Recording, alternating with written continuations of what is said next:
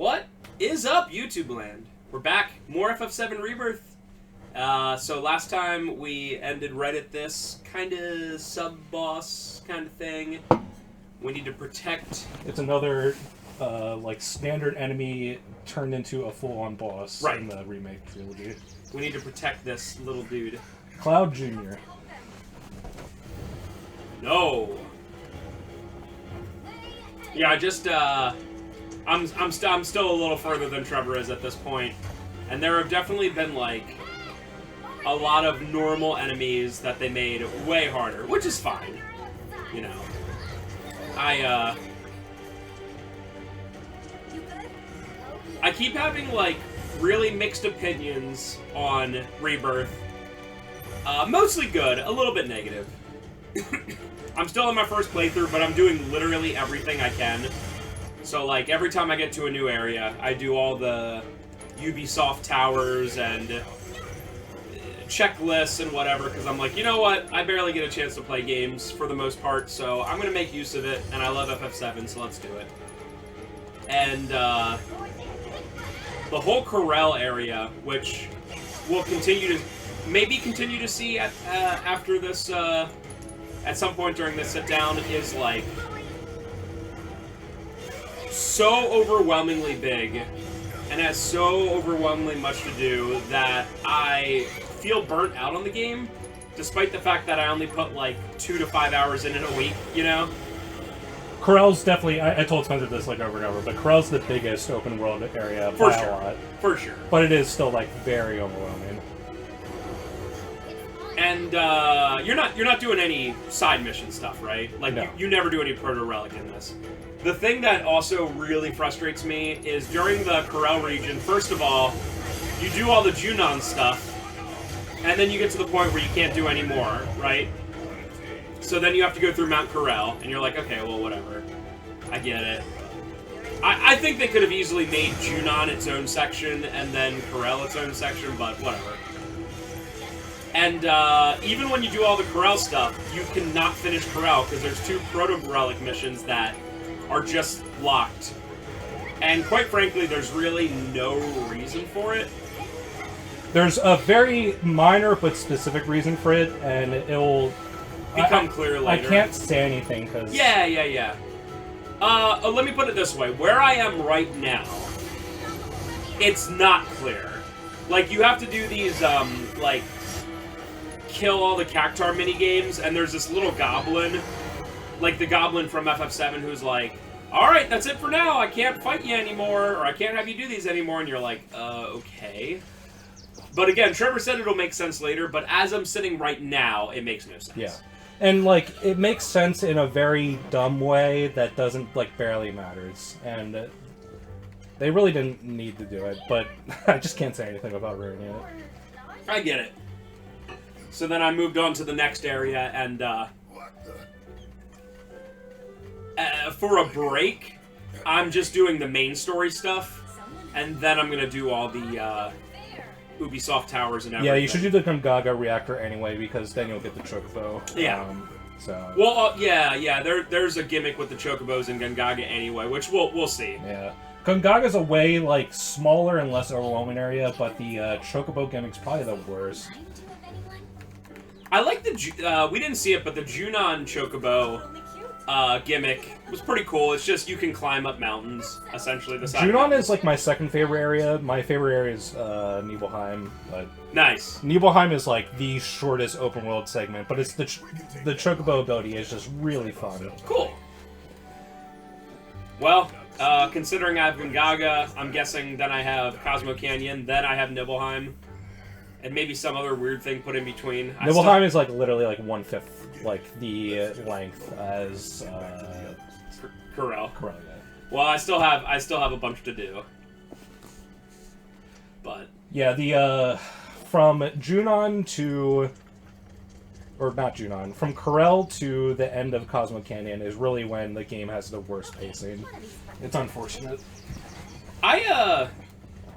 We were talking about it, me, Trev, and Michael Kenny, Big Mike, who literally nobody who watches the channel would remember. Like, is like not one-off, but a couple week-long stay here. We did Turtles in Time arcade with him. Sunset Riders, I think. Sunset Riders, and he attempted to do Greatest 3-1 Life. He also sat in on a bunch of the Harry Potter Sorcerer's Stone. Oh. I don't know if I did the whole thing or part of it or whatever. Anyway, we were talking about it, and I'm surprised, but also not surprised at the same time that FF7 Rebirth has been selling many less copies than Remake. I don't entirely know who this game is for. This game is like, I think the major problem is that first is that, I don't know why, well, I know why, but it's like still kind of baffling to me, but the PS5 has really poor software sales like across the board for anything. And I think it really is just that, like the shift from people not wanting to spend retail prices on like anything. They'd rather just play like Fortnite or just whatever free PSN game is given out every month, free in quotation marks. Right. But I think that's really the shift that's going on right now. Final Fantasy 16 didn't sell that well either. And Final Fantasy 16 was pretty beloved in general. I don't want to say it was universally praised, but in general, I usually saw positive stuff about it. I think it really is just the PS5 exclusivity is really not working out. And Rebirth is like, you know, like Final Fantasy Remake is already like a pretty controversial game. I feel as if, like, whoever likes this game is going to buy Rebirth. But a lot of people were probably turned off by it, so I just don't think that Rebirth is, like, because it's the second in a trilogy of a remake that is kind of contentious, so how are you going to make new fans on this one? Like, is anyone going to buy this game that didn't buy a remake? It's right. Like, it's probably, like, literally, like, 10% or less of people that didn't buy the original game. I cannot imagine somebody picking up Rebirth without playing Remake. Unless it, like, literally by mistake. You know what I mean? Like, oh, what is this, FF7? But then somehow not knowing that Remake was made, you know? And just to put it clear, I generally like the Remake trilogy so far. I do too. It's one of those things where they do things better, they do things worse. I wish it was universally better, but it definitely isn't. But overall, I think it's pretty interesting. I'm going into the part 3 with good hopes, as long as the budget isn't slashed to crap. You know, we're at a really weird port for pretty much every video game company except for Nintendo. Nintendo is still just doing their own thing, and they can charge $60 for any game with Mario on it, and it'll sell. I mean, the Luigi's Mansion 2 remake that's coming out in June isn't going to sell ridiculously well, but I will tell you one thing. It's going to sell better than most, if not all, PS5 exclusives. Yes. It's probably going to outsell this game, and it's a lazy HD port of a 3DS game. But that's just Nintendo. So anyway, but yeah. we got to take Nintendo out of it. Because they're just doing their own thing. We're at a point where Trevor's right. It's like, you got the quote-unquote free games for PSN, or Game Pass, or PS Plus, or PS Plus Premium, whatever. And these companies are devaluing their games so much that nobody wants to pay $60-$70 for a single game because they can play a bunch of free games, or a bunch of, PlayStation Network games. I've also said this before, well, I don't know if I ever said it during LPs, but I think having competition on the same platform that's like stuff like Ubisoft is literally bad for the platform as a whole, because Ubisoft games devalue so fast. They're so disposable, no one remembers them.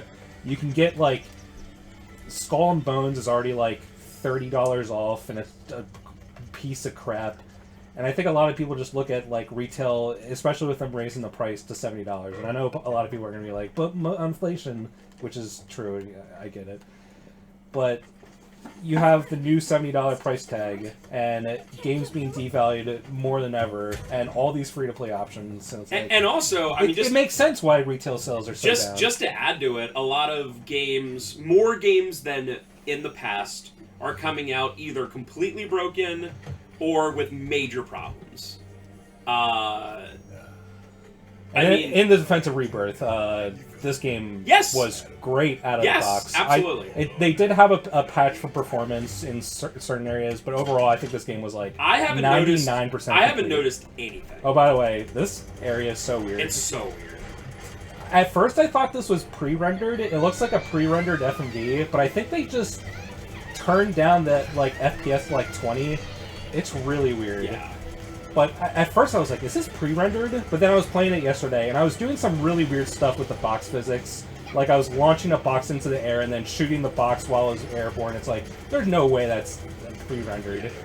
But I guess this was just one of those things where they like, we have to do it in 20 FPS for some reason. But yeah, there's I don't blame anybody for not pre-ordering games anymore. Yeah, certainly. Outside Nintendo, why? I'll put it this way. I had one person before Stellar Blade released asking about pre-ordering it, and I said no because it was like 2 weeks before the game came out, and I had to have my orders in by then. I didn't even end up ordering Stellar Blade. I probably had, I don't know, maybe a half dozen people ask for the game. You know, giving a call, hey, do you have Stellar Blade, or stopping in. But that's not... I hate to say it, but it's not worth it for us. You know what I mean? Like, I can't order 6 copies of a game. Like, it's just not worth it. Yeah, with shipping and everything. Yeah. Literally make $0. Shipping and that's assuming we sell every single copy for retail price. Before it price drops, yeah. And non-Nintendo games price drop so fast. Like, I think RJ asked about Skull and Bones, and I literally laughed. He's like, are we carrying Skull and Bones? And I was like, sure, bud. Sure. Because I just know we're going to get a used copy in 2 weeks, and we did. And we'll look it up, and it'll be like, it's used for $35, and it's like, what?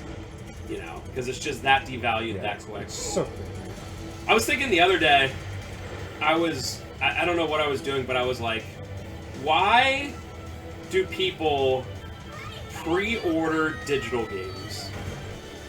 The only answer you can give me is, well, you can pre-download it and install it's like, it. if you can preload, I guess, but it's Okay. like, you have to be hardcore to do that. I don't get it. You start playing the game at midnight, it's like, okay. So, pre-ordering a physical game, I get it, you're excited for it, you want to make sure that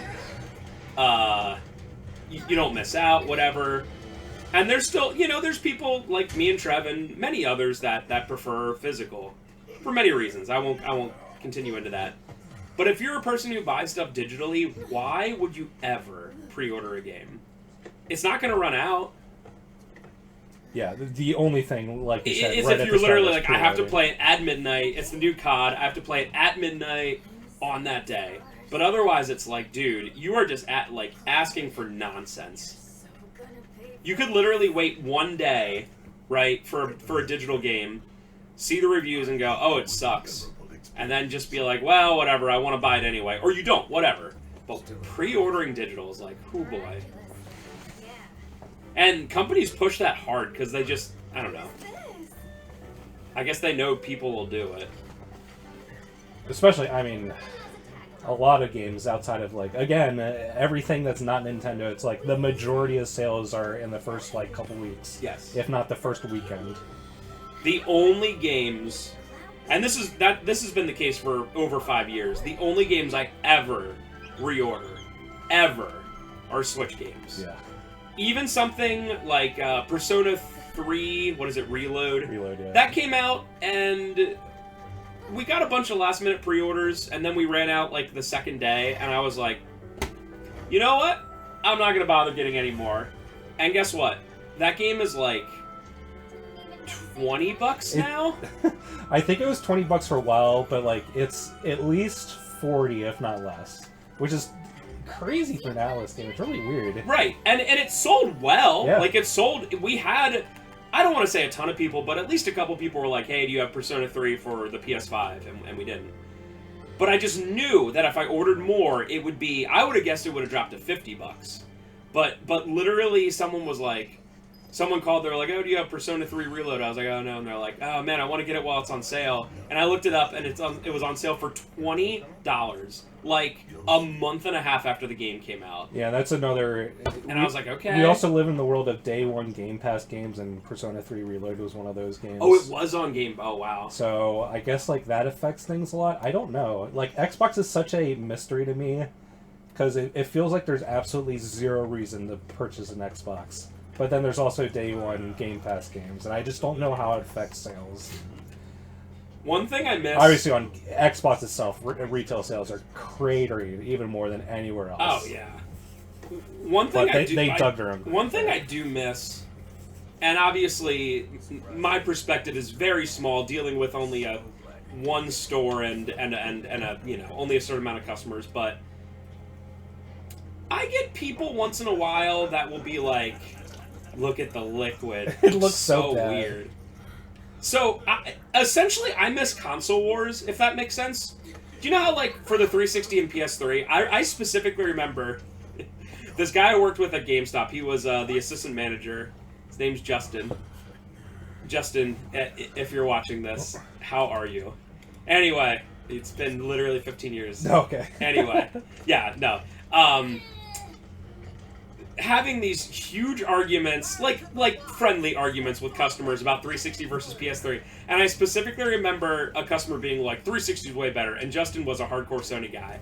So he was like, oh, 360 is better, huh? And I specifically remember him taking out a copy of Final Fantasy 13 and pulling out the disc and dropping them on the counter one at a time and going, 1 disc, 2 disc, 3 disc. Sure, it's better. I specifically remember that. And I honestly kind of miss it because, like, yeah, there's the Nintendo people, but again, they're doing their own thing so much that it doesn't matter, right? And there's Sony people still that are pretty hardcore, but the most I ever hear from Xbox people, besides, like, total apathy, is, well, I'm a bit more of an Xbox guy. Is that just me? I never hear someone going, Xbox for life, PlayStation never. I never hear that. I mean, almost every single Xbox IP is in the dump. Even Forza, the new Forza game, which is like, I think that was their thing! It was like, it's just called Forza Motorsport, and it's a piece of crap. And it's like, how do you mess up racing after making it for 20 years? What happened? What is going on at Xbox Game Studios? Also, this is the week that Xbox closed 4 game studios that they bought like just a couple years ago. They made 7 normal Forzas and 5 Forza Horizon games. So that's 12 overall games. How can you not just be like, all right, and they were always good, right? People like them a lot. Literally just copy paste it, give more cars and tracks and stuff. That's all people want with racing games. But I guess they decided to just do everything from the ground up, but also at the same time make it way worse. It's like, why? So it's not just me then, because I never hear someone being like, you know, not being contentious, but being like, I'll never play PlayStation, I'm Xbox for life, whatever. I hear people once in a while be like, I prefer the Xbox controller, or I'm a bit more of an Xbox guy, but I never hear someone going, I will never own a PlayStation in my life.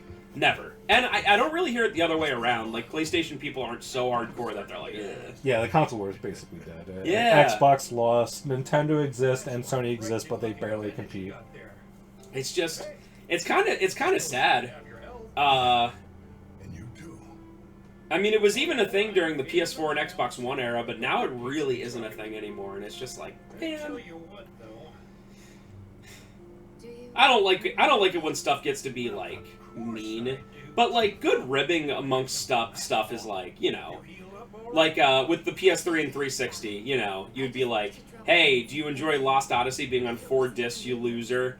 And then a 360 person can be like, at least my game's playing 1080p. Because a lot of PS3 games played in 720. And especially during the PS3 and 360 rivalry, it really felt like Microsoft had to do their best, while Sony was super cocky. Yep. And then they released the PS3, which, like, the first couple years was just disastrous.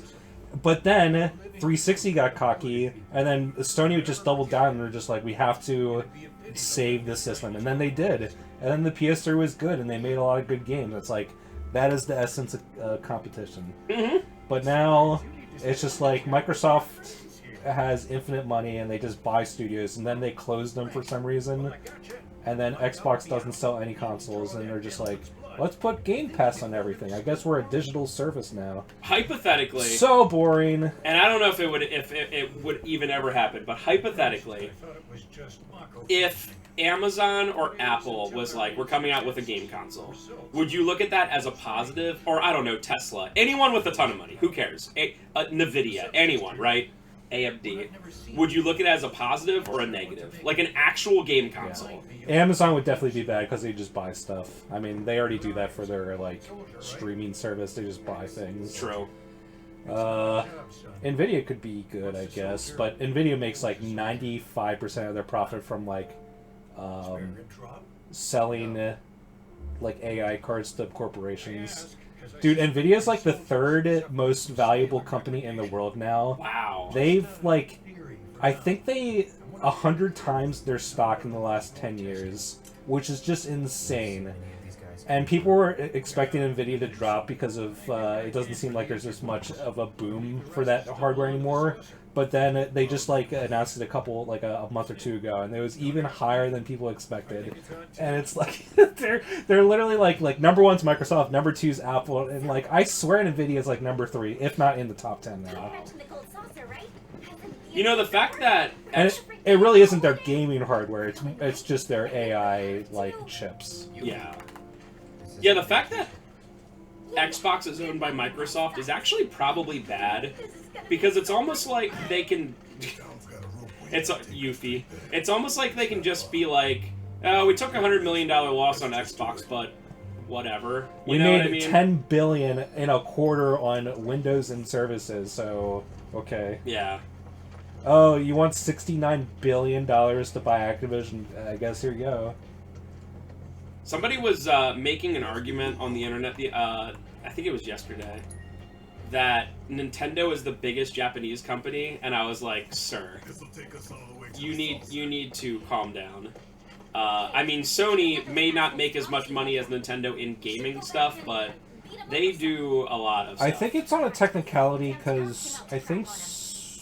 No, I guess... Oh, because Sony's, like, split up or whatever? Yeah, Sony split up, and I think their entertainment headquarters is now in America and California. But I think the corporation's still in Japan. I don't know how it works. I mean, if somebody said, is Sony a Japanese company? I remember reading that before, and I think revenue-wise for a pure Nintendo or Japanese company that's operating just in Japan, I think Nintendo's number one. Okay. But Sony is definitely number one in terms of if you combine everything. Yeah. But since they have, like, bases... Well, Nintendo has an American substation. Yeah, but I think their entire, like...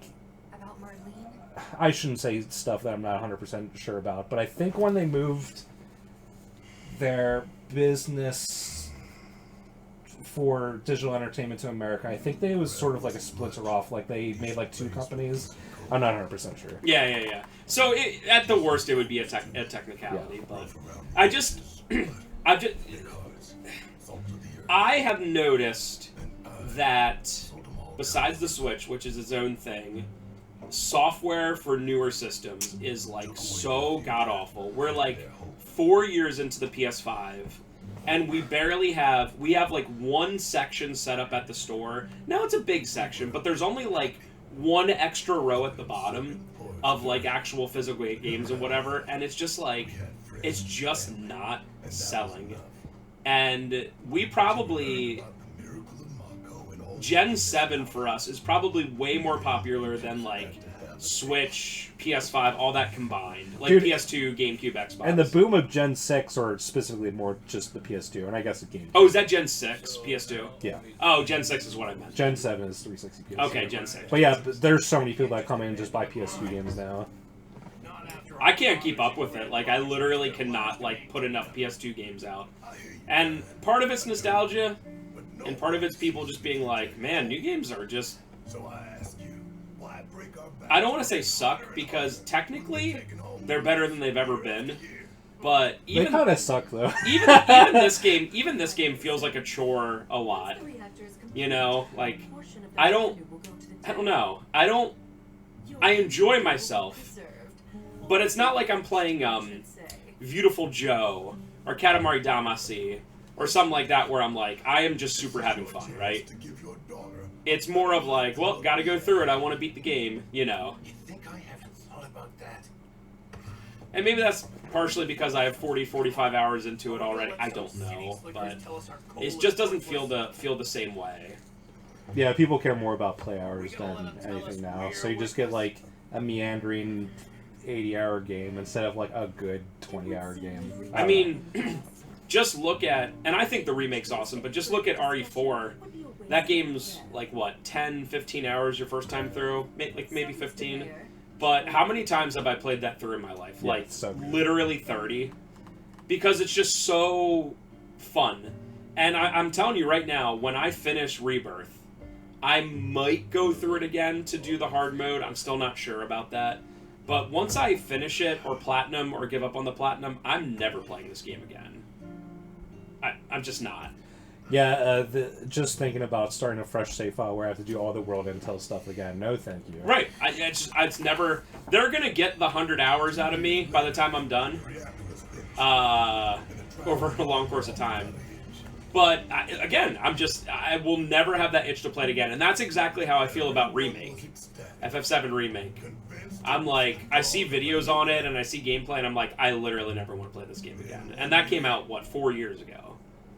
So it's had enough time for me to be like nostalgic about it or whatever. Yeah.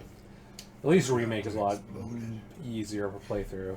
I mean, I've played that game 3 times now. True. It's less sloggy. But, and I understand they're completely different games, but, you know, give me like, well, not completely different games. Give me like Super Mario RPG. I've played through that probably 6 or 7 times. Final Fantasy V, for some reason, is probably my most played Final Fantasy besides 7. I could play through that anytime, you know? That's great. Because you know it's not going to take 200 hours or 100 hours or whatever. And it's not going to feel like a slog. Even when you're grinding, it doesn't feel like a slog. I don't get it. Imagine a new game, 100% speedrun for this game. Oh, man. You literally have to take, like, at least a week and playing like 18-hour days. It would be like that. And you'd obviously have to keep the time running. There's no way anyone's gonna beat this game in one sitting. No. It's like that Baten Kaidos game, Baiten Kaidos for GameCube. The 100% speedrun of that. I don't have my phone on me; it's charging, but it's like 120, 150 hours. And obviously, like no human can stay up for 150 hours playing in a row. So literally, people will like play, leave their timer going, go to sleep, and it's like, holy crap. Or that PS1 Yu-Gi-Oh game, which has an infamously long speed run as well. So yeah, it would literally be like, I mean, what was your 100%? Would that count hard mode though? Maybe 100% what you can do the first time through kind of thing? Well, when I got the Platinum, which is 100% everything plus hard mode, it was like 150 hours flat. Okay. Is this really Wow. how it's gonna be? Listen. I'm sure if someone knew what they were doing, they could cut off some time. I mean... Yeah, I mean, if I down to 130, if I had maybe. to do it, or someone was like, "Here's $10,000, do it again," I could probably do it. I would say maybe in less than 100 hours, but it would be really close. Right. Once you know the tricks and Well, also you can what to skip do. all the cutscenes and everything. Yeah. Why is Yuffie not feeling sick? She's on a thing that's moving. But I remember when I started doing hard mode, I mean, I did like almost everything. But I think when I started doing hard mode, it was like 130 hours. So doing hard mode was only an extra like 20 hours. Oh, okay. Well, that's good at least. Because you do have to do all the side quests again, but you don't have to do the world intel stuff. But once you know how to do the side quests, they're really fast, and they usually give you like a lot of like quality of life, like quick travel. Like the one side quest I thought like, oh, I have to do this again, it's gonna suck, is the Custo Stole getting the lumber for Johnny. I was like, this is gonna suck. Oh, yeah. This is gonna suck, but they give you a quick travel for every single one of those platforms. So it's literally it goes from a side quest that sucks balls to one that you can finish in 2 minutes. Dude, so this is the start of Chapter 8. Chapter 8 and 9 are so long that I'm probably legitimately, with side stuff, 20 hours past where Trevor is. and I'm still on chapter 9. Yeah. Like that's not me overstating it, It's right? insane. It is ridiculous. Does chapter 9 start when you get to the desert? I think so. Yeah. Okay, so chapter 9 is just long as crap. And chapter 8 is like almost entirely cutscenes. I know that I'm on chapter 9 because I just did a manual save file and I'm still on chapter 9 in Gungaga. So it's like, dude, holy crap. This is gorgeous, by the Yes. way.